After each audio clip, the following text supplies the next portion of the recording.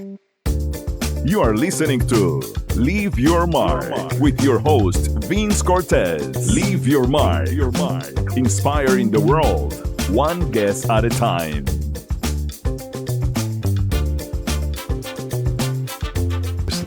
This is Leave Your Mark. I'm Vince Cortez, and today's guest is Michael Basil. Michael, thank you for being my guest here today. Thank you. Happy to be here. Yeah, I want to go into your current leadership role and the benefits, including deeper presence under pressure. I really like this. Your ability to enhance conversation, negotiation mastery. And I really want to touch on those and how you brought those into your practice and you embody these different skills that you can transfer into real life challenges. Before I ask you those questions, at Illinois, you go for a bachelor's in computer science and you shove off into the real world. So life begins out of Illinois, and share with me how your journey begins. Yeah, I really had this vision. I wanted to explore software engineering and engineering in general. The computer engineering program at Illinois was a good fit, and it stretched me a lot. Coming out of school, I wanted to prove myself as an engineer. I started to learn early on that how people interact is really more important than the code we were writing. It was planting the seeds, and I was a very accomplished solution architect, and I got into management a little bit, director, but I was always coaching and mentoring. At some point, I was working for SAP, large European global technology company. And I started to have a shift in really focusing more and more on the people side. We created a dojo for learning there, SAP Dojo, which was more technically focused, but also mindset. And it became entrepreneurial. It was not mandated by my management or anything. It was grassroots. And later on, outside of SAP, that was an offshoot or inspiration for the public mindset dojo leadership program and community itself. So these things have always been building up, but they're pivotal moments where it really shifts hard. So then now you're referencing to your entrepreneurial journey from that experience? Yeah, it shifted from entrepreneurial inside of SAP, working with people more and more on the self as part of organizational change, unlocking organizational change. And I consider what we do with Mindset Dojo, it's an open source program on the content side, which appeals to people in business and technology. But the program, we're open about it. I consider it a mission, right? A mission-based thing. It's really, I want it to be very clear and open. With somebody with my background, I had significant challenges with depression and anxiety at some point. And I feel that part of my journey, a lot of time was spent trying to get to the root of really where we can make a difference. Some of the stuff that was working, I want to get to the root and understand more closer to the source so I can improve my healing journey, but then past healing, how I can improve my self-improvement journey and how I show up in general. And so I wanted to be clear on this program, and as has evolved, that it's very clear people can understand where the roots come from so that nothing's really opaque and they can take from it what they want, go train where I train if that's what serves them well. So I wanted to remove a lot of the gatekeeping opaqueness that I experienced. Tip of the day. Your dojo isn't just a place you train, it's a state of mind. Today's tip is about reclaiming your peace through a simple practice we call the threshold reset. Every time you walk through a physical doorway today, into your office, your home, or even a different room, take one deep, intentional breath.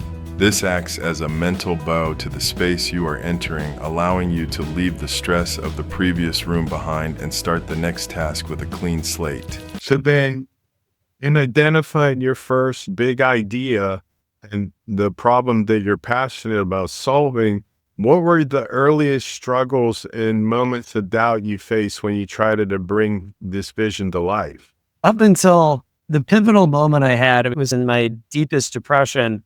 I had this pivotal moment where somebody sat with me, this nurse, this woman, and just sat with me and said, I can still feel it. Like, you're having trouble, aren't you? And I was like, yes. It was the first time I can remember somebody sitting with me in emotion and non-judgment. And later that same day, another nurse, this male man, he offered this idea about, there's this TED style talk from Smarter Every Day, backwards brain bicycle. They talk about neuroplasticity and it's a fun video. And I had this realization that, oh my gosh, my perception is a key contributor, if not the primary contributor to what I'm experiencing. So that was hard, but also unlocking in the moment, because I'm like, if I dug this hole, I can dig this out. And the challenge was people were not, so I started having a real vision. Up until this point, I had been really more, a driver, organizer type that could really power through things and deliver value. I was good with social skills and collaboration. I was really like a driving force. And here now I'm starting to have a vision of, wait, there's all this new possibility open. A lot of people around me were driver organizer types. So they would be shutting down. They have a shutdown response. So you're overly constrained. It was a series of starting to trust myself more slowly and being willing to take those steps when wasn't getting much positive external feedback at all. Did you know that one of the most famous faces in American comedy is actually a lifelong student of the dojo? Long before he was the host of the biggest podcast in the world, Joe Rogan started his journey at just 14 years old. He wasn't looking for fame, he was looking for confidence. He went from a competitive martial artist to a master of communication. Today, he's at the top of the media world, proving that the discipline to master a technique is the same discipline needed to master an industry. The dojo prepares you for the spotlight before the lights even come on. What point did you realize you had created genuine value for your customers or your group, your community? This is funny. So when I was still working at SAP, I was on like an organizational change mission, and that's what I had always wanted to do. But doing that dojo, I didn't realize, as I was going through my personal mission, in that dojo, we had different technical domains, project management. I felt strongly that people could open their mind to new possibilities, and that would unlock the organizational change. So we put this mindset domain in there, and it felt risky at the time, but it was really well received by leadership. And I didn't realize others could benefit as much until people started coming through the program and having deep experiences. Sometimes I connect with somebody who had a deep experience, but it would be unlocking for them. And so I started to realize I'm working with people, I'm getting a benefit, but they're getting a bigger benefit. And then you start to realize that there's like an energy economy here of being able to uplift energy in a sustaining way when you start to get a community. I'm like, this has community value. It was different therapy work. I did a lot of good therapy work, but this is different. I started to realize that we're training our nervous system, and that's what unlocks the mindset, the fixed mindset, to open up the mind. That unlocks people to collaborate, and things start to align after that. The influence was very natural. People started being attracted to it. Group work and community work. I had never experienced community value like that before, and it was surprising that I was in the center of this with a couple other people, but really the key concentrator. Walk me through your biggest pivot or turning point in your business journey so far. Yeah. When my time at SAP adjourned, right? I was there for about 6 years. The pivotal point was, what now? Because we'd had this technology focus, but deep mindset. It was a little convoluted. SAP Dojo, it had been published as an open source sample. And so the model was out there. And as I'm now independent from SAP, then the question is, what's next? And really being outside of that context allowed for what's next to emerge. And so I really had to be forced or invited outside my comfort zone again, so that the vision could come through, and that this is a public open source, this is a public open community program, and it's going to build on the pace it needs to build, and not to force things, really figure out how to make a really strong culture. And so that transition coming out of SAP was the catalyst, and it wasn't that long ago. What habits have you developed during these tougher phases that you're still using today? I go directly back to the Mindset Dojo training of how to reflect, how to relax, how to meet tension with presence. And I will generally go back into the Mindset Dojo program training and community to figure out what are my slow down situations for myself when I'm amped up. I think it all comes down to strong, coherent decision making. That can be a challenge when you're feeling under pressure. I go back to my training. I sit Zazen. I do Aikido with my kids. I spend some time reflecting, meditation, reflection, This nourishes the seeds that are planting and the vision that's unfolding, is being able to slow down and listen for what's there. I go back to the Mindset Dojo and related training to keep evolving that. Did you know that the highest quality of life isn't found in what you own, but in how you perceive? Research shows that deep, disciplined practice, like that found in the dojo, literally rewires your brain's stress response. It transforms your internal landscape from a chaotic storm into a steady flame. Every dojo master shares one intangible benefit, the quiet core. It's the ability to remain completely still on the inside, even when the world is screaming on the outside. When you change your internal frequency, your entire life experience shifts. Mastery is an inside job. How do you keep learning to stay ahead as your company and the industry which you're in continues to evolve? I feel like the easy answer is we're always beginner's mind. Understanding environment, this context we're in, is always evolving. So if you're listening for what's going on and really witnessing, but also making strategic shifts, you can start to time which waves you want to ride and which waves you want to let go by.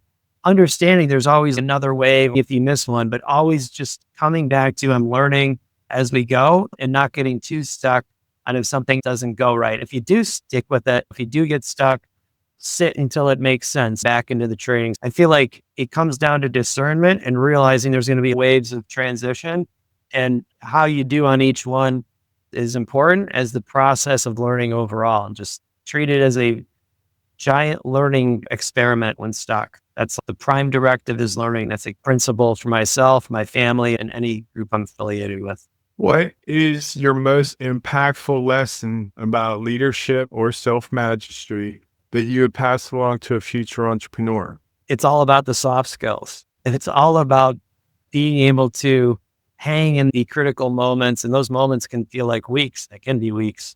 To be able to hang in the situation. I feel like making sure you're always refreshing with more perspectives, not getting stuck in your head, but trusting your gut. It just comes down to that for me. Where you focus now, does your original why show up in your daily vision? So as I'm focused, when we do our training sessions, public meetup sessions on the mat, and individual work that I do with people that come through the program and community, I do feel like we're deepening the original why. I couldn't describe what the why was. Now I can describe it and trust that the description is going to shift a little bit, but it does feel like the more we get to the original deep intention, the more it feels like we're on the right path. When we stray from that, try to attain something, then we've kind of lost the way, and then you got to recenter. What's the biggest lesson you hope listeners or viewers take away from your journey so far? Yeah, it's hard to put into practice, but it's worth putting it into practice.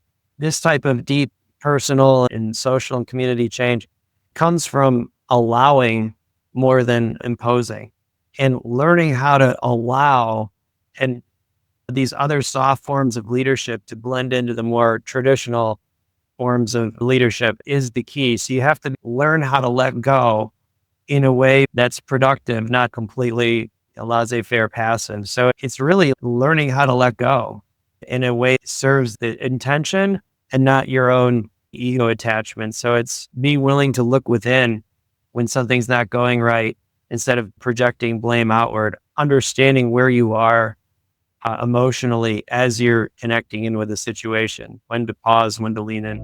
Ask a dojo coach today's question: how do I find enlightenment in a world that never stops moving?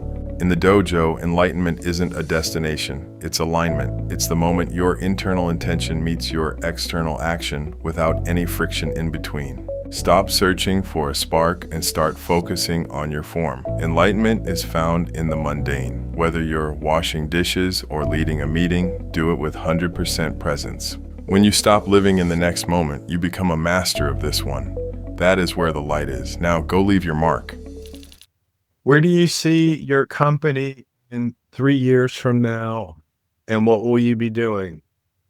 Yeah, what came to my mind is there's a healthy flow of people coming through the public mindset dojo mat sessions and other people in the community that are helping people earlier on their journey. This is a different kind of dojo, but it's heavily influenced from my experiences with my children in Aikido, and I did a little bit of Taekwondo growing up. When you see the cycle replenishing itself, helping those that are earlier on, understanding how that helps your own journey, and seeing that cycle in a healthy flow through the program, through the community changes faces over time. People are more durable, accepting the people that come through and the people that root in. You're skilled on the dojo and its influence, and it seems to be a home base for you now. I want to ask you then, in closing, how would you like to leave your mark? How do you want to be remembered? Yeah, I feel our experience as humans, what we experience, what we feel, how we connect. So we talk about in the dojo, conversations that matter. Really, it's moments that matter, and every moment can matter. Just helping, if anything I'm doing helps people elevate themselves and influence who they're connected with, what they're connected with, the communities they're connected with. That's the mission, to be a support, to be an positive influence in key moments that matter, how we show up. So if I help people, if me helping myself helps me show up better and in more productive ways in moments that matter, that other people can learn to do this in their own ways, their own expression. So to not have it be prescriptive, but it's really an evolving expression. Michael, I want to thank you for being on here. I need for you to share your information where you can be found. Sure. Just go to mindset.dojo.center. Do you have any social pages, or it's all on there? It'll all link. Yeah. You'll see from there. Excellent. Keep our eye out for your dojo training. I like what its intentions are for sure. I appreciate you giving me your time today and coming by and sharing your story. Thank you very much for having me. Before you go, please take a moment to like, share, and subscribe. Your support lets us keep these stories alive and reaching the people who need them most. If today's conversation touched you, stay with us. We have more stories, more truth, more courage, more healing waiting for you. Click on our next episode and continue this journey with us. We appreciate you. Keep watching.